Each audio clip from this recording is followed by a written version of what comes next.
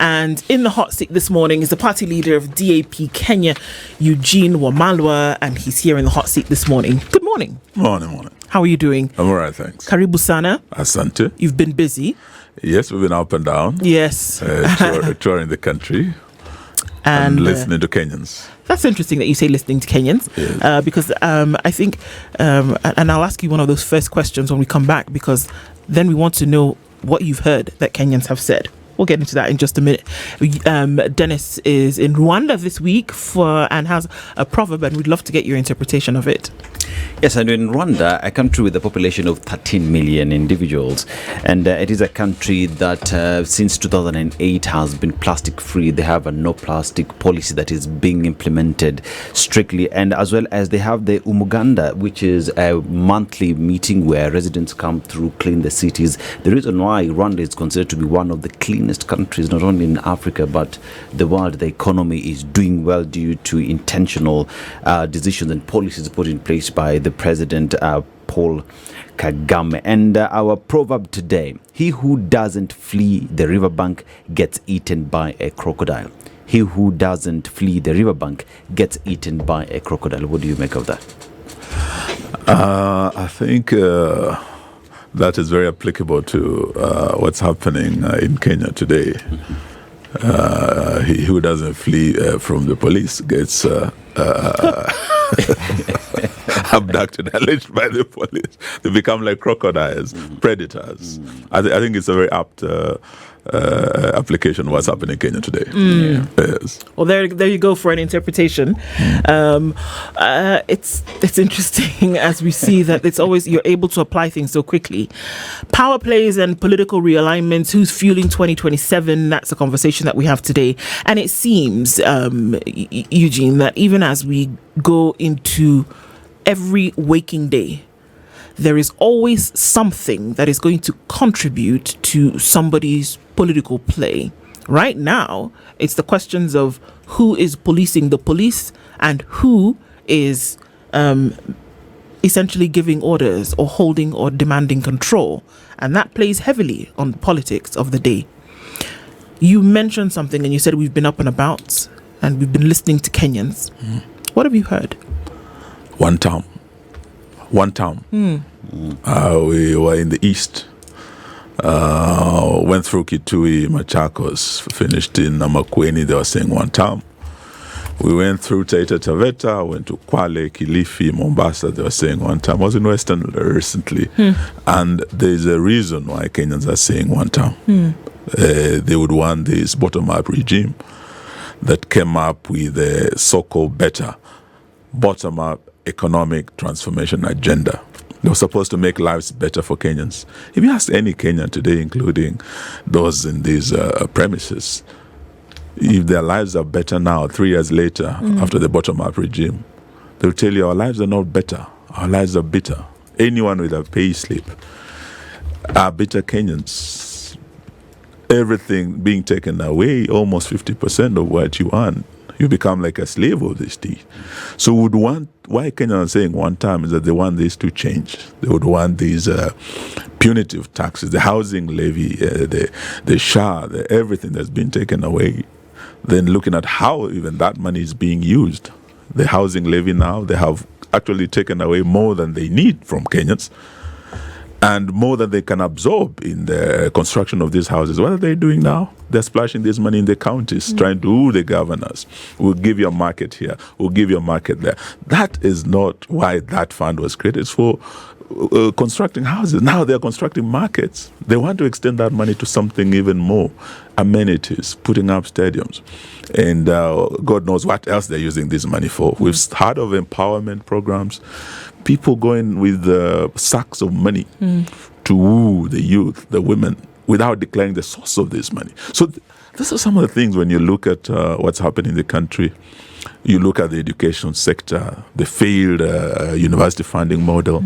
You look at the health sector, the mess. And everyone is saying, no, they can't wait for this term to end. And the corruption, the tribalism and everything that's happening, I think it is something that has reached every Kenyan homestead now. You're feeling it. The cost of living. And now you come to what is happening currently. The country actually has submitted themselves to a government that's supposed to protect them. And the cardinal duty of any government is really to protect the life and properties of its citizens. But when that guard who's supposed to guard you becomes the predator, then there's a problem. No one is safe, and not just the Albert Ojwang's family. Many families have lost their loved ones.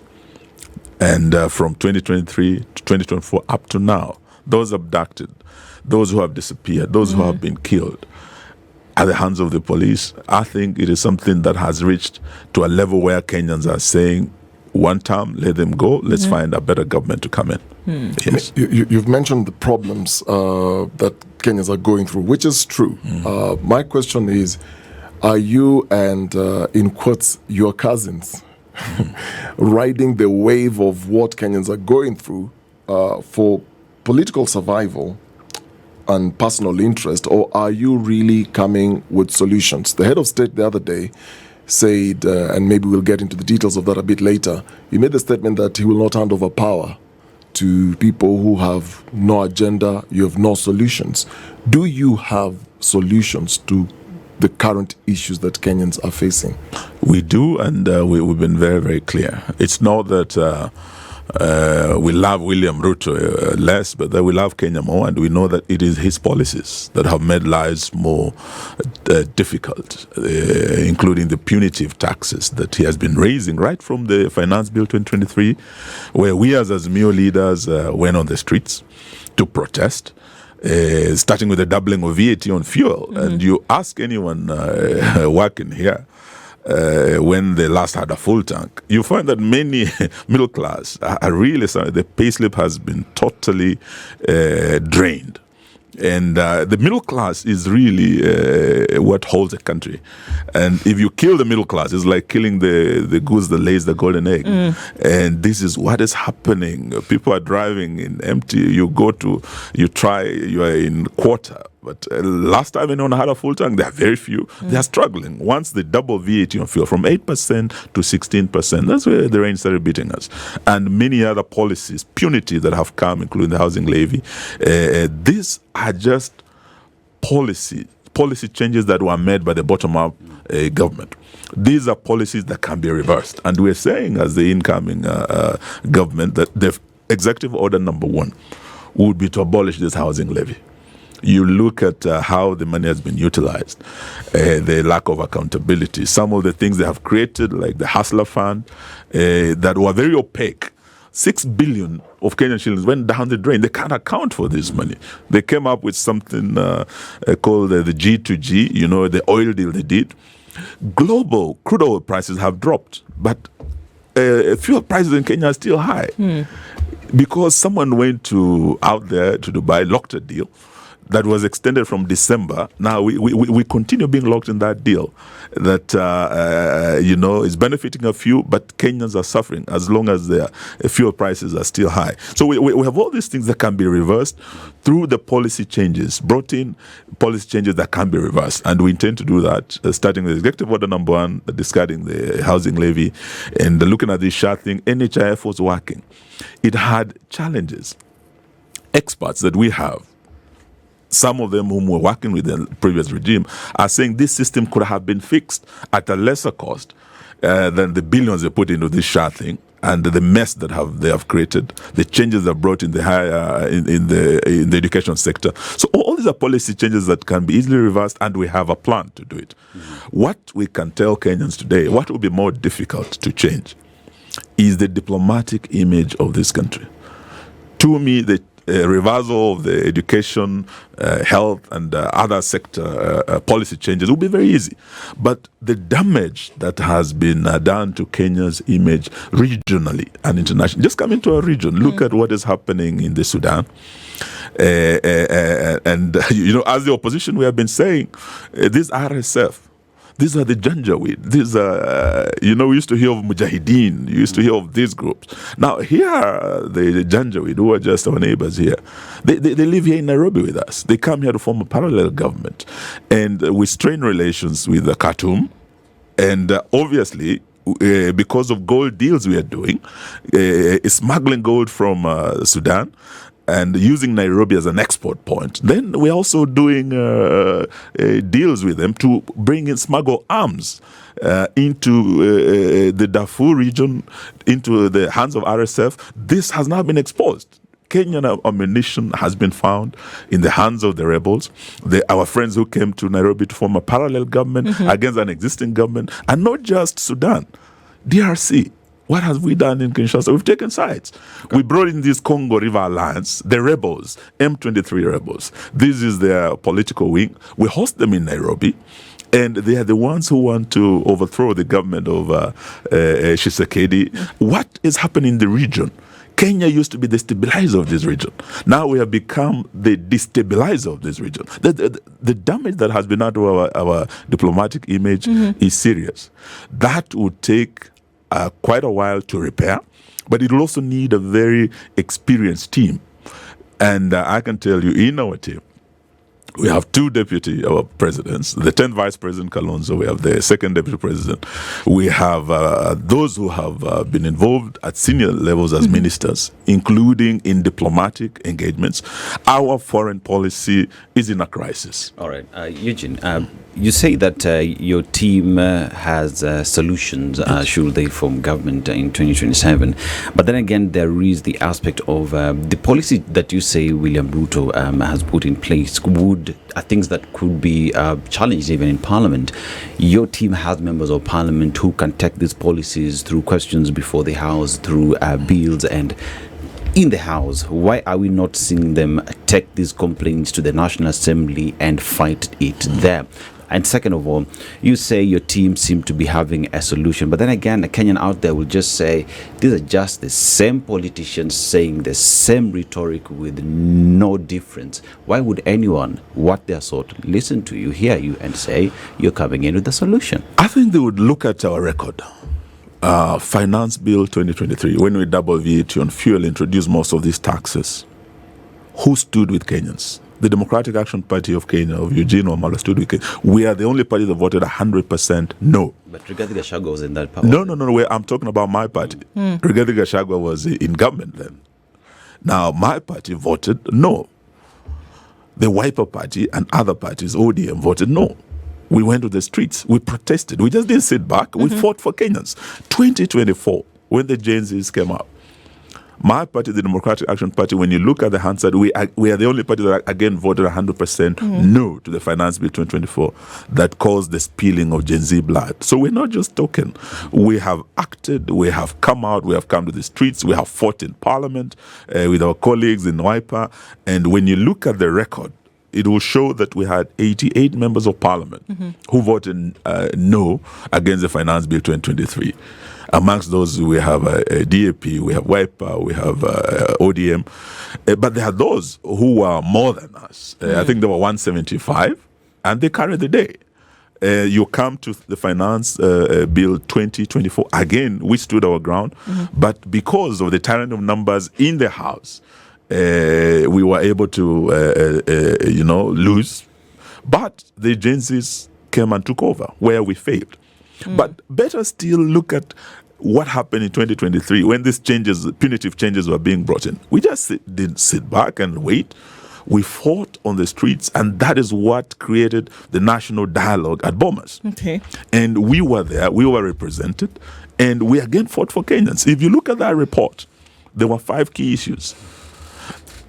The most critical issue for us on our side as Azimio was the issue of cost of living, which was pinching every Kenyan. And the issue of electoral justice, IBC, the reforms. But the other side came with 3 issues. The issue of creating the office of the Prime Minister, creating the office of the Leader of Opposition with 2 deputies, and the issue of 2/3 gender, creating more positions for women reps, and CDF.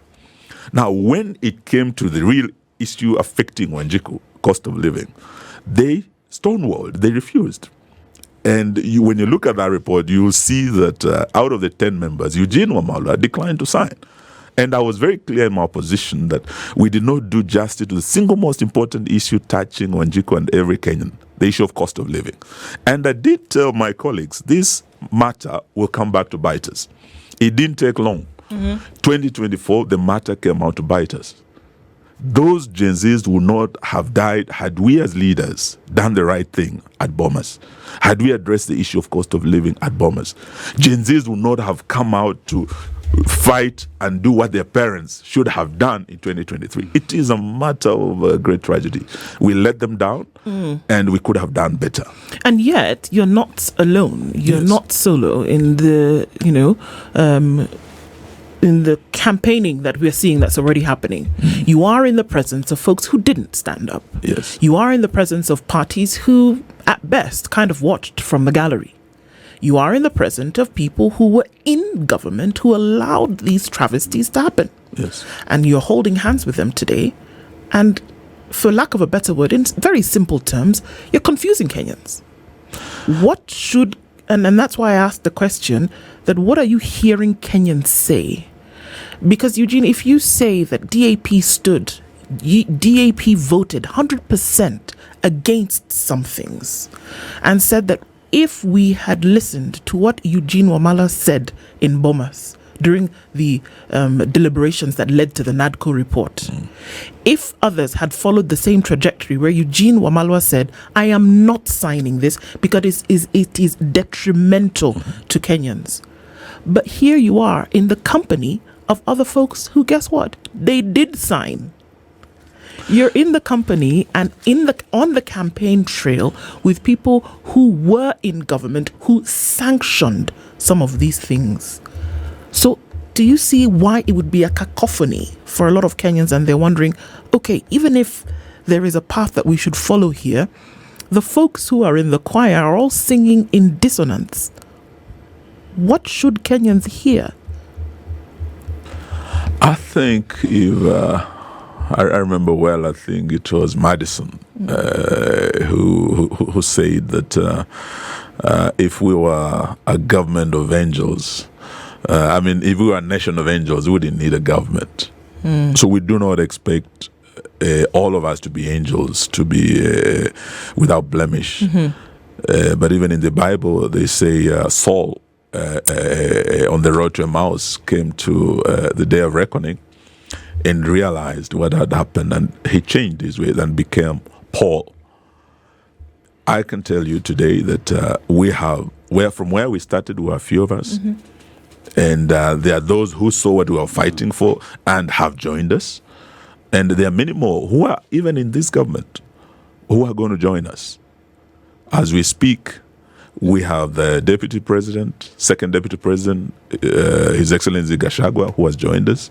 We have the former Attorney General, who was also a former Speaker, and Minister for Public Service, J.B. Muturi, Linturi, and others. There are many more who are going to come who realize that the country is headed in the wrong direction. You might be on board. You might have been part of the first leg of the journey. But when you get to a point and you realize you're headed in the wrong direction, there's nothing wrong with you disembarking from that vehicle and taking the right direction. And this is exactly what is happening. When you look at the latest opinion polls, they're showing that 75% of Kenyans have lost faith in this government. They've lost confidence in this government. And they're saying the country is headed in the wrong direction. And this is something that we are now saying, if you are a Kenyan, wherever you may be, and you're feeling the same, we have engaged the religious leaders. You can see the church. Actually, William Ruto rode on the shoulders of the church to enter State House, and the shoulders particularly of the mountain region, the Mount Kenya region. Those were the two actually key pillars that he stood on to get into government. When you look at them, you go to the mountain, you listen to them now, they're saying we made a mistake. That support is gone. You listen to the religious leaders who are vouching for him, supporting him. They have changed. You listen to many people, they have changed their mind. So we're seeing a country beginning to come together against bad leadership. And we're seeing a force of a new factor that is untested, the Gen Zs. These are young people. Many of them are going to be first-time voters. To me, I believe these are the game changers. If only they can get out and get IDs, if they can get out and register as voters, these are the game changers. They're the ones who are going to say, what we asked for last year and you killed us for, we are not relenting. We're asking for good governance. We're asking for accountability. We're asking for an end to corruption. We want a lean government. The same promises made last year. We are going to reduce government. We are going to, Ruto has not kept a single promise he made, including on the day that he dissolved his government. The number of advisors, instead of reducing, he has increased. He was in the process of merging, state corporations to reduce expenditure, the bloated government. And we had almost 47 merged. Then here you are again, creating new state departments. So really, what are you doing? Because if you're complaining that, the wage bill is too high, the government is too big, it's too bloated, you should be taking measures to streamline that, to have a lean, affordable government. But here we are, for political expediency. You're expanding government, you have more appointments coming, but still you are not keeping your word in terms of advisors and all this. Taxation, you said you're going to increase taxes so that you don't borrow the way Uhuru used to do. When you look at the 3 years of William Ruto's government, they have borrowed more than within the same period, 1.4 trillion extra. They are borrowing left, right, and center, but they said we will not borrow. We will have to raise taxes so that tujitegemee wenyewe. So yes, you raise taxes, but you are still borrowing. Then the way you are spending these taxes, the way you are splashing money around in gunias, in churches, and the people that you're extracting this money from, the taxpayer, the payslip people, are hurting. And here you are splashing money all over, and you are not accounting for this money. So these are some of the things we're saying this must change. And if there are Kenyans who believe we need this one-term government to give way to a better government, this is the time to come together to see how that can be done. But we are prepared. As political parties, we are coming together. But we are saying this is not just about politicians. I think it's General de Gaulle who once said that sometimes war is too serious to be left to the generals. What is happening in our country is too serious to be left to a few politicians, Wamalwad, Gachagua, Kalonzo, Karua. It must be collective. Yes. And this is where we are urging the young people. They might say these old fogies are just the same. They've been here, what have they done? Yeah. But they say kidole kimoja kiui chawa. We'll need those two fingers to come together. Every election cycle, and I've covered at least 3 elections as a journalist, we sort of see a pattern play out. And the pattern is right before an election, there are all these realignments, and they're involving more or less the same people. My question is, you earlier talked about accountability and putting this government to account. And are you ideologically going to stand on some bare minimums or ground yourself on some bare minimums? Because what we tend to see then is, as we're getting closer to 2027, anyone who's disgruntled by the government or anyone who is leaving government will just join you and your other colleagues. And the concern here is some of the people who are forming this realignment or part of this realignment have serious cases in court. Some are not actually going even to stand or hold any public office. Yet you align yourselves, you go to these meetings together. What does this say about grounding and ideologies and who you hang out with? Because you are saying the government should be accountable. You're looking at people who are coming in. Do you even question their integrity as you're fronting yourselves before the public who are going through all these issues that you earlier raised? That's question number 1. Question number 2 will be, what's the conversation around your captain? Because there are politics of everybody's now coming together. There's going to be jostling of positions. But who are you so far looking as the captain of this ship? Thank you very much. I think in terms of accountability, in terms of the team that we have brought together, what we are looking at is a team that would form a coalition that we want to give better governance and that will be more accountable, will be more responsive to what Kenyans want, and will do the right thing. Now, this good governance cannot be achieved without values. We want the coalition that we are forming to be grounded in Article 10 of our Constitution that now gives us our national values and principles of leadership. And these are some of the things that we'll be looking at, so that when we come to Kenyans and we say, we are presenting this team, so-and-so would be our presidential candidate, so-and-so will be the running mate, we are proposing so-and-so to be the prime minister, we're proposing so-and-so to hold that position. We will have a system of actually doing our own assessment, and we have a mechanism that we have put in place that at the end of the day, though we are many with presidential ambitions, and I can tell you up to now, we have almost 10 political parties that have come together. The Democratic Action Party of Kenya, of Eugene Wamalwad, has cleared him for a presidential run. We have the Wiper Party that has cleared Kalonzo Musyoka. We have the DCP Party that has cleared Rigathi Gachagua. We have the PLP Party that has cleared Martha Karua. We have Matiang'i coming. He's yet to indicate which party he will be running on. We have JB Muturi, who is the DP, Democratic Party leader. He has joined us. We have Peter Munya. This is the PNU party leader. So we have almost 10 parties that have come together. So and everybody, the leader of these parties, wants to be president. So far, I think we have about 5 presidential candidates that have declared, including yours truly, Eugene Wamalwad, Kalonzo, Matiang'i, Gachagua, and Karua. Maybe many more will join us, and we will be assuring Kenyans that the more the merrier. But we are going to agree on one that we will present to run against William Ruto.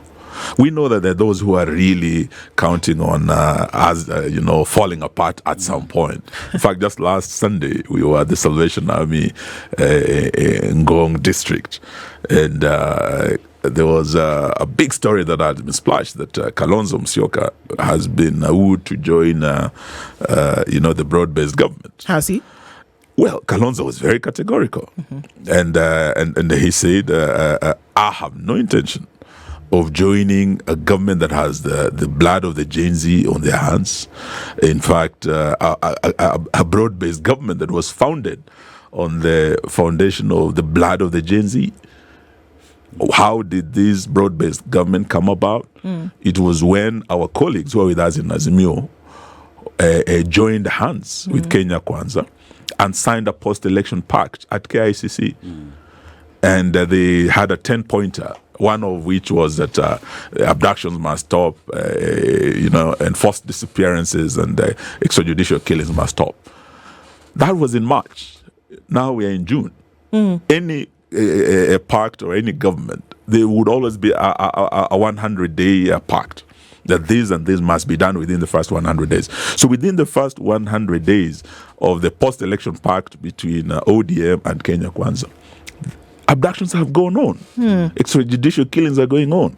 It's just that this Albert Ojwang thing outraged everybody. That now we can hear our colleagues, and I heard SG Sifuna saying that Kenya Kwanza has already breached one of the 10 conditions, and therefore that MOU is dead.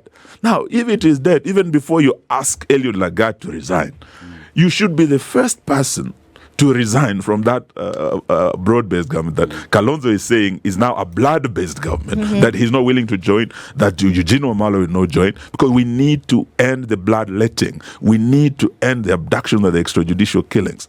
That can only end if we end the system. We need to end corruption in this country. That can only end if we end the Ruto regime. And this is why, even when Ruto is saying we have no agenda, our biggest agenda is to stop corruption. You cannot stop corruption if you have the high priest of corruption in charge. We had this assessment done recently globally on corruption and the corrupt presidents of the world. On that list, William Ruto ranked second after Assad of Syria. Now, Assad of Syria was removed, meaning our president is number one on that list. Now, where do we stand as a country? And here you are, you meet at KICC with the chief priest of corruption, and you are signing a deal apart from the number one issue of stopping abduction, the second issue was stopping corruption. How do you end up pact over corruption with the one who has been ranked globally, not regionally, globally as one of the most corrupt presidents? For corruption to end, we're saying Ruto must go. For these abductions, extrajudicial killings to end, we're saying Ruto must. And we are coming out on 25th to join the Gen-Zs. We have to bring this to an end. It does not end with Lagarde stepping aside. This thing must go all the way up. Okay, Eugene, there is a question that has been asked by one Mr. Henry, and it all touches on matters to do with the debt. Because if you look at the debt starting from former regime of President Uhuru Kenyatta, which you are cabinet secretary in, then extrapolate that to Kenya Kwanza government. And one Mr. Henry is asking, what actions are you going to take on the matter of ODA's debt? Because the debt eats our funds for development, education, and agriculture. So what is your solution on these problems? I think, first of all, there's been, of course, a lot of blame on Uhuru over borrowing. But when you look at the 10 years of Uhuru, what was borrowed, you can see some things were done. There were some changes when you look at the infrastructure. There was an unprecedented improvement in our infrastructure, only comparable to Kibaki, the Kibaki regime. We have at least one can leave Nairobi and go to Mombasa by train. We can see at least some rail was put. A train can leave Mombasa and get to Mombasa.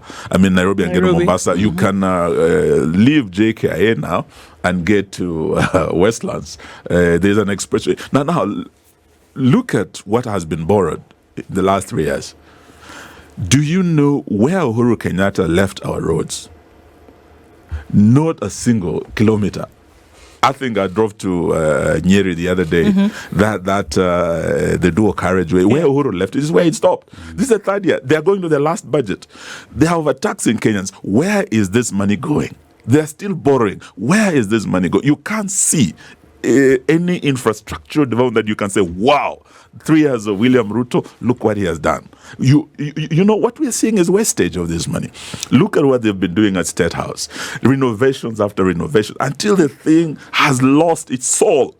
This was a beautiful Victorian age building, and you go and try to turn it into something that it was not.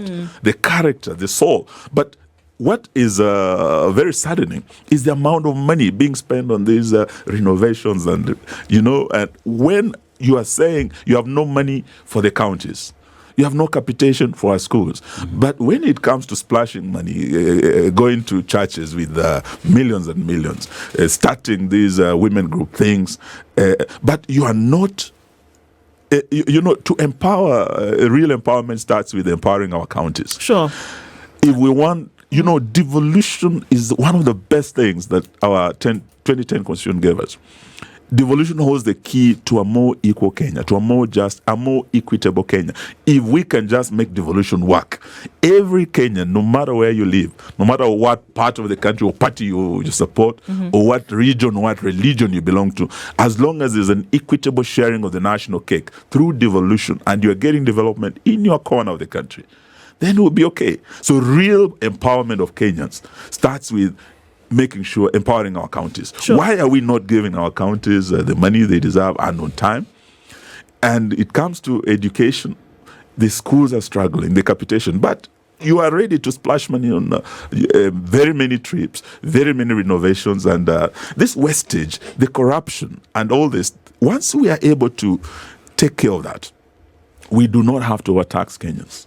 This is what we saw during the Kibaki regime. When he took over, we celebrated the anniversary of Kibaki the other day. Ambassador Mthaura, one of the best heads of civil service we've had told us when we walked in with Kibaki, the taxes were already high.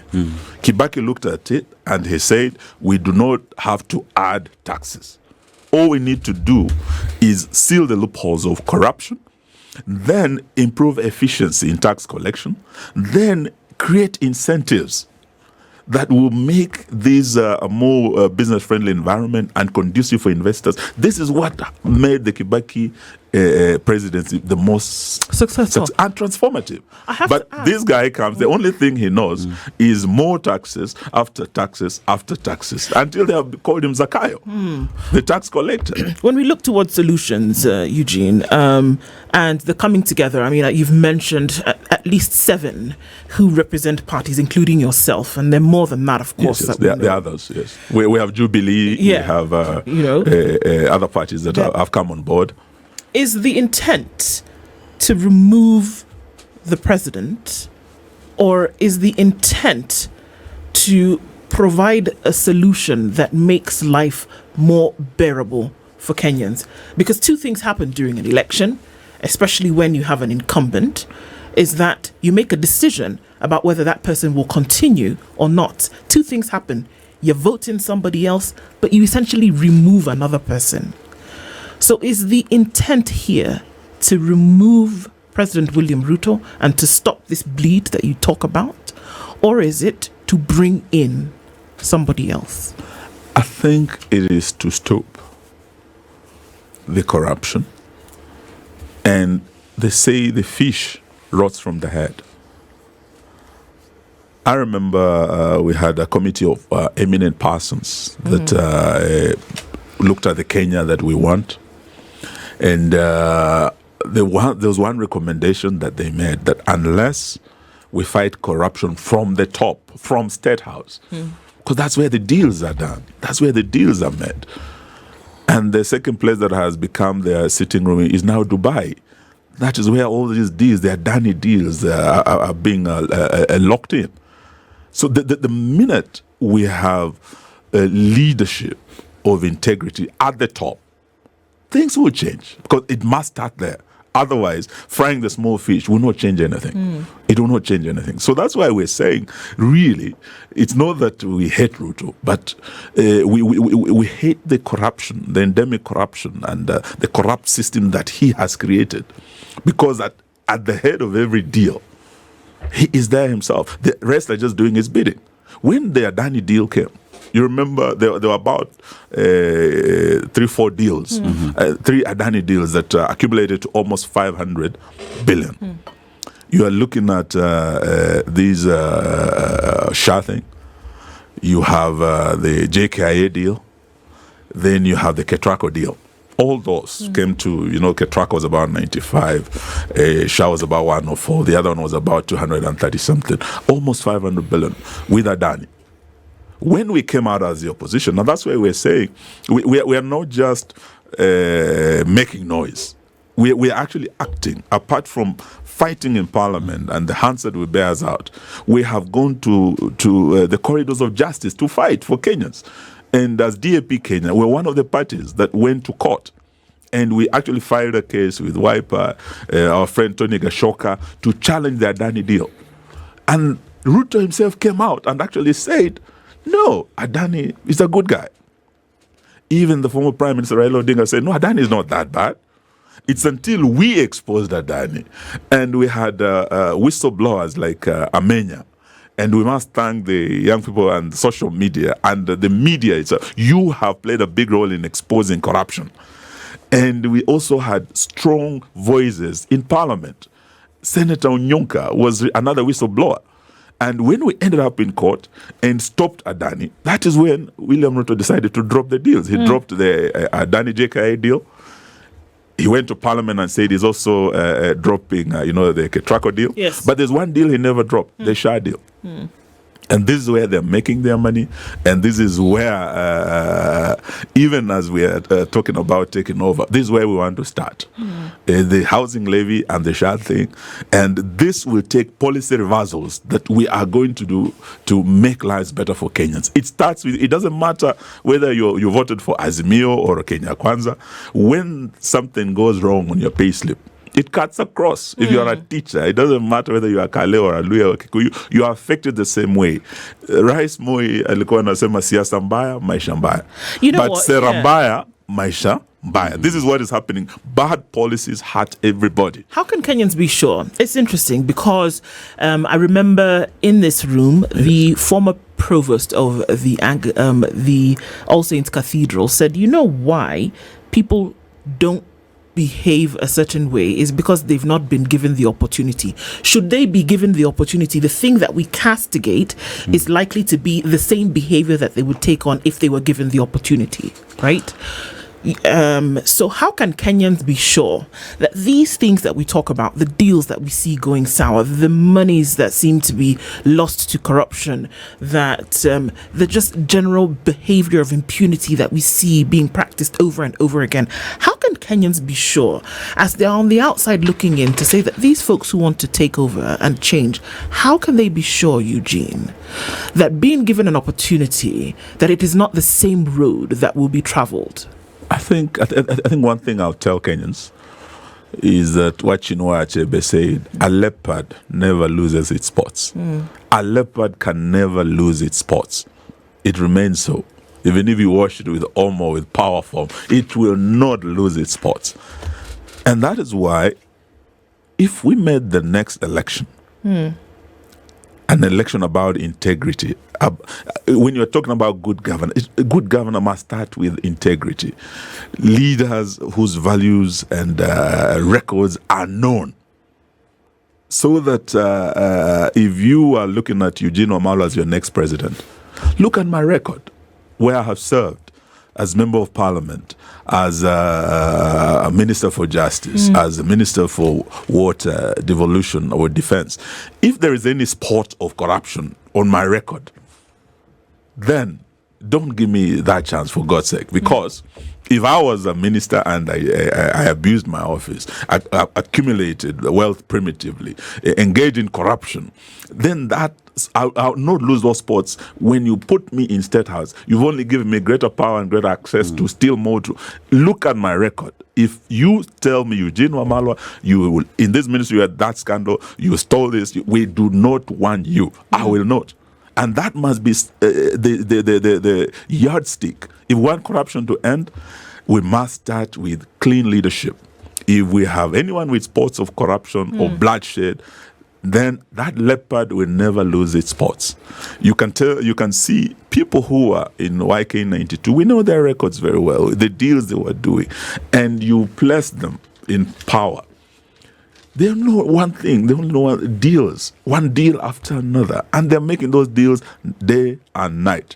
A leopard will never lose its spots. Let's start with integrity. Eugene, just clarify something for me. I thought I heard you say you're going to come up with a list, a president, a deputy president, and a prime minister. But under Kenya's current 2010 constitution, that office of prime minister no longer exists. Are you going to bring back that office when you take over? That's one. Two, why don't we see you taking the lead or actually being part of, because you've said you support the Gen Z, what they stand for, what they're fighting against. It's the same things that you're fighting, and you're commending them for what they're doing. Why don't we see you and your colleagues being part of the protests? We don't see you on the streets. I think we have been on the streets. And what I said was that after we went on the streets in 2023, had we done the right thing when we had the opportunity, we would not have had our children coming out on the streets to fight and to be killed. I think we let them down. That we must collectively own. We let these Gen Zs down. We know how angry they are, and they have every reason to be angry and to come out. But we have said where matters have reached now, you cannot leave it to them. We must all come on board. When we are going to these 25th of June demonstrations, we have said as the leadership of the opposition, we will come out to join. And we are asking this government, you've shed enough blood. Do not shed more blood. And do not do that on the 25th of June. This should be a day of commemoration.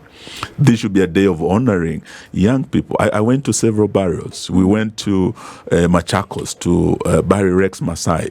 was the grandson of the great Mwindu. These were freedom fighters. It's a young boy. He was killed by this police and Ruto's regime. We went Machakos buried this young man. We should have seen the couple. They were just quite a young couple. They were devastated. From Machakos, I went to Kimilili. I went to bury Willie Sitati. This was the grandson of the great freedom fighter Elijah Masinde. And the entire community was devastated. He was just 22. They had come to university in Nairobi, was just on the street when people were marching to Parliament. And he was shot dead on the street. He was not armed. He had just had his phone. And there are many more who died. And on 25th, we are hearing talk from Governor Sakaja. We had someone called Faruqi Bey tell us that not to allow any demonstrations in the city. We are hearing threats coming from this government. And as the opposition, we are going to court. You do remember that they deployed the military against the citizens. Yeah. That deployment order is still in place. It means, and we are hearing them trying to say they will not spare anything, including using the military on the 25th. We are telling them not to try. Allow Kenyans to come out and mourn their children. Allow Kenyans to come out and honor their children. And we as the opposition will come out to stand with the Gen Zs, and we must be allowed to grieve. And to honor and to remember. You, as individuals and parties that have come together to say, you know what, this has to stop, the particular bleed has to stop. But this is interesting because over the weekend, we heard the president say in no uncertain terms that to those who are saying one term, that he will not hand over power to those who are only saying one term and are not offering anything else up. I mean, nobody has to guess really whom he was referring to. That if all you're saying when you're going around campaigning and speaking and listening to Kenyans, if all you're saying is one term, then no way. He's going to fight tooth and nail to ensure that he comes back for a second term. No? That's what he said. Yes, I think we heard him loud and clear. And I would urge Kenyans not to take him lightly because it's not the first time we've heard that they have no intention of handing over. Apart from the president himself, I think we had Oscar Sudi speak. And you do recall, some people think, Oscar Sudi is not a very learned guy. Oscar Sudi is a very serious politician and a very powerful politician in this government. When he last said Rigathi Gachagua would be spending Christmas as a citizen after being impeached, it happened. Oscar Sudi was the last person to speak when we were first hearing of rumors of the impeachment of the deputy president, and it happened. So when Oscar Sudi says that this thing, they are not ready to let go, and he says that even if the votes are not enough, they would add, it's not something we can take lightly. And when they keep repeating, I had Senator Cherargei also say they are not going to be the first people to serve a first term. Ruto will not be the first president to serve a first term. So they are not willing to hand over. They say when it walks like a duck, quacks like a duck, it's a duck. So this matter, I want Kenyans to take the matter very, very seriously. But how do we deal with it? Our constitution is clear. Our laws are clear. How our president leaves office and how a president hands over power. It is not for Ruto to give that sort. It is a process that he must honor. And we are very clear, and that's why we passed the laws for assumption of office. So it will not depend on his generosity or probably on his pleasure to hand over. When we beat him, as we shall, because we are very, very clear that we're going to make these one-term presidents. And it has happened in Africa. People are thinking it cannot happen. It happened to George Weah in Liberia. And I know George Weah was as young as Ruto. He came up with the Weahnomics, with very lofty, plans. That never worked. So when Weahnomics failed, he was sent home as a one-term president. You come to Nigeria, Goodluck Jonathan. Nigeria is a powerful economy and everything. Goodluck Jonathan was one of the most popular presidents, but he lost. And he went home. Yes. And it happened in Botswana recently, in Ghana. It is going to happen in Kenya.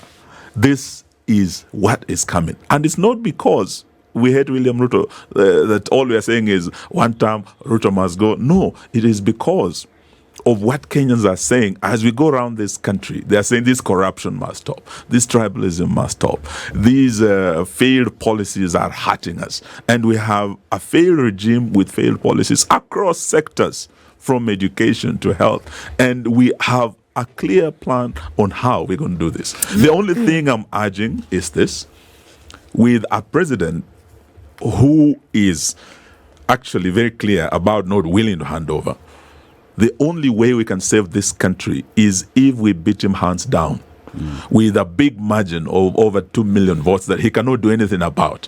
Now, we are very confident with the team we have put together that already William Ruto is on his way back home. But in terms of the gap, there's one team that would be the game changer. These are the Gen Zs. And today, even as we close, I want to plead with them that they can save this country and they can avoid a 207-8 scenario when we have a clear, wide margin that William Ruto has been beaten by. If it is close, he will try everything to ensure that he does not accept the results and he does not hand over. But if the gap is wide enough, he will go home whether he likes it or not. He will hand over whether he likes it or not. So the Gen Zs, I plead with you. I know that there are those of you who are saying we can't work with these old fogies. We are going to find our own Gen Z's party. We are going to have our own Gen Z's president. Now you're playing into William Ruto's hands. The minute you divert the Gen Z vote and it goes on their own, we go on our own, William Ruto will have an opportunity for our second term. So if you want to go your own, know that you are playing into a 2-term agenda. If you want us to come together and remove William Ruto, then the 1-term agenda will be real. The good governance you're asking for will happen. Accountability will come and corruption will stop and abduction of the young people will stop. It has happened before. A divided opposition in 1992 lost to Daniel Toroitich Arap Moi. Yep. In 1997, we lost to him again. We have painful lessons as the opposition where we come from in our democracy. But in 2002, when we came together, it took all generations. We had the young Turks who wanted to, fight to bring about the second liberation. But we had the old guards, Kina Jaramogi, Kina Muliro, Kina Matiba, they all came together. This is how we achieved regime change. And it was a Gen Zote, all generations together. I plead with the Gen Z that let's take a Gen Zote approach. Is the only way we'll beat William Ruto. Is the only way he'll hand over if the gap is wide enough. If it's narrow, we'll have a problem on our hands. Eugene, you're very confident about your numbers, and you're pleading to the Gen Z to widen the gap.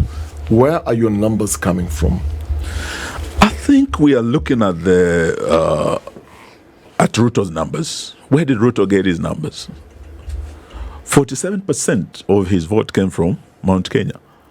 As you go to the mountain today, I can assure you, I've been to all the 10 counties from Nakuru all the way to Laikipia. William Ruto has lost the mountain.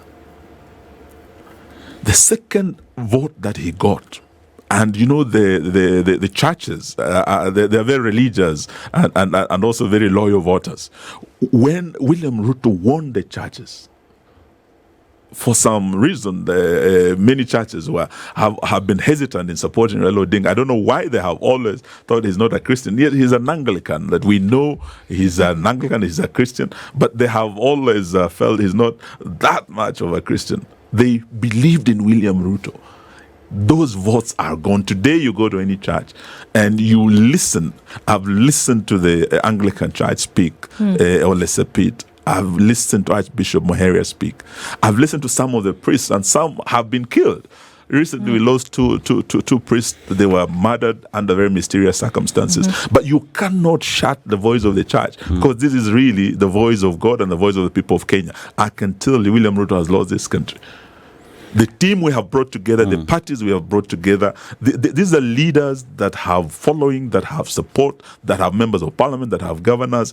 If we galvanize this country and we join hands with the Gen Z, because we are fighting for the same thing. So hang on. So you've said Mount Kenya. Yes. You're saying Ruto's lost the mountain. Yes. So let's discount the Gen Z vote. And you've talked about the church. Yes. Where else are you getting these numbers, or where are you confident you're going to get these numbers from? I think in terms of the regions, what William Ruto is now holding on to is the Rift Valley region, but not the whole of it. Quite a chunk of it is not with him. And you look at, he's really looking at Western and hoping he can get Western and Nyanza. That is through the broad-based coalition with Baba. But when you look at the Kisii region, I think Kisii is more or less gone. When you look at the Western region, Western is rebelling. That's why you find William is very comfortable in Nyanza every now and then, hoping that this is a vote he'll lock in. He's hoping Raila's influence at the coast will help him. How is that the cost? I can tell you right from Voi, where we had our first rally, into Kwale, Kilifi, Mombasa. The one-term song is everywhere. It is not because they had this guy. It is because Kenyans are hurting. They want change. And they're saying, if we have suffered with these bottom-up people just for this period of 3 years, are we ready to suffer another 10 years? Kenyans are saying, no, enough is enough. So I have no doubt in my mind. The only thing that I'm worried about, and these are my share with the Kenyans, is that if this election is close, William Ruto will not hand over. He has said it. Oscar Sudi has said it.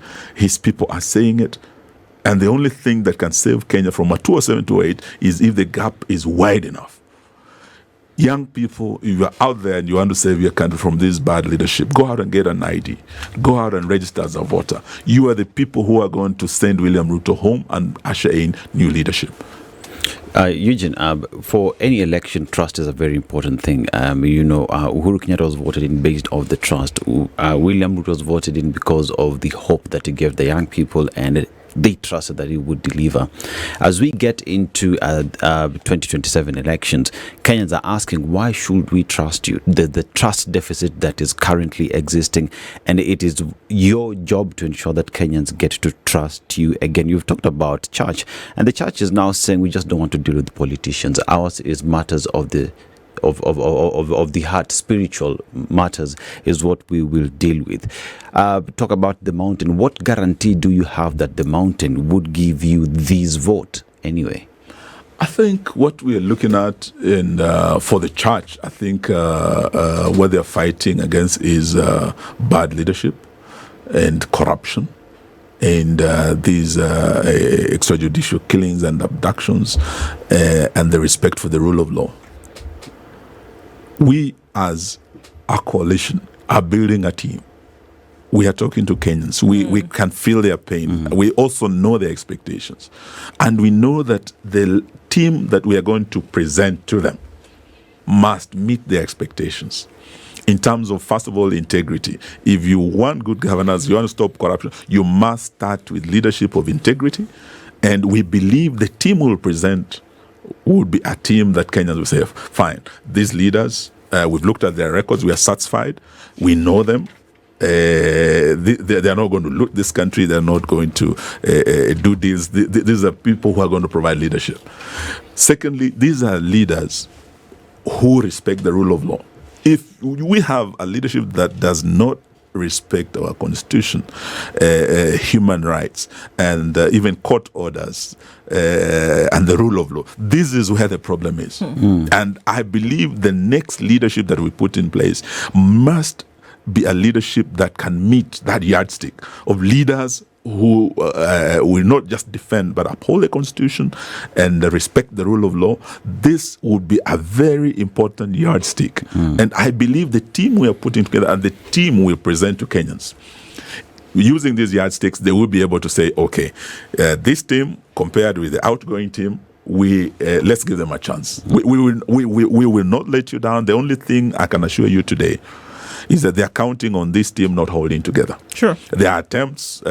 You've talked about Kalonzo being approached. There are others also who are going to be approached. At the end of the day, Moi succeeded twice in breaking the opposition in 92. In 97, you had the story of Ugali, that some were called to State House to eat Ugali. We lost again. And William Ruto is a student of the professor of politics, Moi. He is going to use everything, and he has a lot of resources at his disposal. But I can tell you today, he might buy everyone in Western Kenya, but he will not buy Eugene Wamalwad. This I can assure every Kenyan who wishes to support Wamalwad that this you can take to the bank. I believe he can buy everyone in Eastern Kenya, but he will not buy Kalonzo. Many people think Kalonzo was a watermelon. He can be bought. He will change his mind. He spoke to the nation on Sunday, and I trust him. And I want to urge Kenyans to believe him. We will hold together to the end, and we will do what's right for our country, not just for ourselves. If the agencies have sacrificed and paid the ultimate price, actually, in the last 1 year, who are we not to sacrifice, including our personal ambitions, so that we liberate our country? Because our intention is first, not just to unite, but to unite for a purpose of liberating this country from this corrupt regime, from Zakayo and his harsh taxes, restoring the dignity of the pay slip. And it is an agenda that we have clear: unity, liberation, and restoration. That is something that we take as a sacred mission. Eugene. Yes. IEBC is being formed at the moment. Do you trust the formation of that body that is in place? And if you win the election and the president does not hand over power, what next? I think for now, looking at the mood in the country, it doesn't really matter who the chair IEBC is, even if it is Oscar Sudi himself. Kenyans have said it's one term, and one term is going to be. It matters not who will be in that office as IBC. I believe those who have been honored to take that position will be patriotic enough to do what is right for the country. And this is not just about ensuring that the will of Kenyans is respected, but also ensuring that all Kenyans participate and have a chance to have a say in the governance of the country, including Kenyans who are outside our borders. And I want to challenge them on the issue of the diaspora. There are a lot of Kenyans who are out who are not able to vote. Because when we say the voting can be done only at our missions, there are very few missions. I mean, you have you're in the U.S., you're in Washington, LA. You cannot travel you know, the U.S. is vast. Yeah. So you cannot travel. Some areas will be like traveling from Nairobi to go and vote in Joburg. Now, who would want to use their own money, get a ticket to go and spend on a day to vote? So we want to urge the new team come in and look at these issues raised in the diaspora. It is right to say we have our missions, but we can open polling stations. If you open a polling station, say in a place like Minnesota, there's a huge diaspora there. Yeah. You can, if you open a polling station, say in Dallas, there's a huge diaspora there, so that you don't have these Kenyans traveling all the way to Washington or going to, you know, we must facilitate Kenyans to meaningfully participate in this democratic process. So these are some of the issues that are on their desk as they enter. The issue of by-elections. There are many constituencies, wards that have gone unrepresented. We want them to prioritize this. And we hope, just testing them on the by-elections, we'll be able to tell whether we have the right team or not. For now, let us give them the benefit of the doubt, because we cannot continue operating without an IBC. I have a quick one. Yes. You actually didn't answer my earlier question of Yes. Because you mentioned a president, deputy, prime minister. Yes.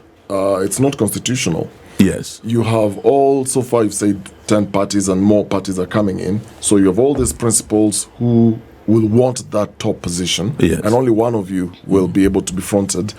Are we likely to see a situation where, you know, there's this conversation of shareholders and principals who will take up key strategic positions if you're to take over government? Are you willing to take a backseat and front fresh faces for those who argue that you are really depending on the Gen Z, but you don't have young, fresh faces in your team? It's the same old faces. Are you willing to sacrifice, like the Gen Z have sacrificed, and say, okay, we've been here long enough, let's mentor someone or some of you to actually go up there and take this battle? We are ready. In fact, I think we're launching Martha's People's Liberation Party. And I remember I made this speech and I said we must be ready to sacrifice our personal ambitions, because it should not be about us. It should be about the future of our country. And for this to happen, sacrifice must be made for the greater good. And I believe if the Gen Zs came and we sat, we'll be able to agree. It doesn't have to be Wamalwad. It can be someone younger. It doesn't have to be Morara. It can be, someone else. So it is not. It is something that will be negotiated. But what would drive this would not be a tribal agenda or about personal. It should be about the country. I think if we are guided with that and we learn from our painful lessons as the opposition of this country, to achieve regime change, it took selflessness, not selfishness, not me, myself, and I. It must be me, it must be my party or someone from my community. There are selfless leaders who came together and said, what is the biggest problem now that we must fix? Our economy was in the ICU, and Kibaki was the foremost economist at that time. And we all agreed that to fix this economy, to put Humpty Dumpty back on the wall, let's have Kibaki. And we all said, it was not just Raila, it was not, all of us said Kibaki Tosha. So if we build that kind of consensus, I believe we're going to get the right leader, we are going to get the right team, and we want to see the Gen Zs not as our followers, but as our partners. In this vehicle that we're building, we don't want them to be passengers. We want them to be our co-pilots. That's why we're saying, come to the table. Don't go it alone. Yeah. You would have played into Ruto's hands. Come, let us reason together, work together. The government that we are forming, if the Gen Z say, okay, in this government, we are your partners. We want an MOU that we'll agree on. 50% of cabinet must be Gen Z. These are issues that we can agree. And including the key positions from president to deputy, prime cabinet secretary, speakers, all these are positions that are existing now. But as to the future, whether we would want a full prime minister or not, these are some of the recommendations from Bomas. There are some of the issues that might come with time in terms of constitutional changes. But for now, the issue of inclusivity is really what matters. And there must also be intergenerational equity. And we are open to all this. All we're saying is that we must all come together to save our country from this corrupt regime. Thank you. Thank you so much. Eugene Wamalwad, as the party leader of DAP Kenya, has been our guest this hour, looking into, it's a number of things across alternate leadership and saying what's going to happen in the next 2 years or so when a new election rings round. And I've heard your appeal to Gen Zs. Don't have a disjointed opposition. If you do, that's where you probably get beaten. Got it. Those are some of the conversations that we have and keep front and center. Thank you for being here this morning. Thank you for staying even longer for us to have that conversation. It is 9:30. Conversations continue. This is The Situation Room.